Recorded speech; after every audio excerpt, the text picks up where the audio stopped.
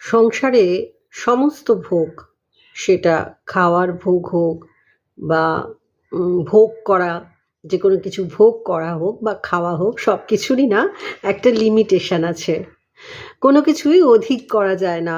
অধিক করলে তার ফলটা আমাদেরকে কষ্ট দেয়, কষ্টদায়ক হয়ে যায়। অতিরিক্ত খেয়ে ফেলেছেন, অতিরিক্ত ভোগ করছেন কোনো কিছু, সেটা জানবেন আপনার জীবনে কষ্ট বয়ে আনতে চলেছে। তো সেই জন্য যখন ওম ধ্বনির সাথে নিজে মেডিটেশন করার চেষ্টা করেন, যখন সেই ওমটা যখন এখান দিয়ে নামতে থাকে বা উচ্চারিত হতে থাকে এখান থেকে গলার কণ্ঠি থেকে, তখন যে আত্মিক শান্তি আপনি অনুভব করবেন, যে অন্তর্মুখিতা আপনি অনুভব করবেন, সেই অন্তর্মুখিতাই পারে একমাত্র আপনাকে আত্মিক শান্তির খোঁজ দিতে। আর ভোগ, বাদবাকি অতিরিক্ত ভোগ কখনোই আপনাকে আত্মিক শান্তি বা সুখের খোঁজ দিতে পারে না।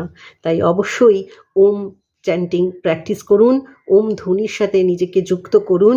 এর থেকে বড় শক্তিশালী মন্ত্র আর কিছু হতে পারে না।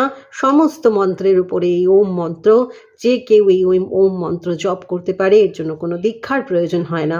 প্রত্যেক দিন সকালে এবং রাতে, দরকার হলে, সম্ভব হলে সন্ধ্যায় ওম মন্ত্র 5 মিনিট জপ করার অভ্যাস করুন।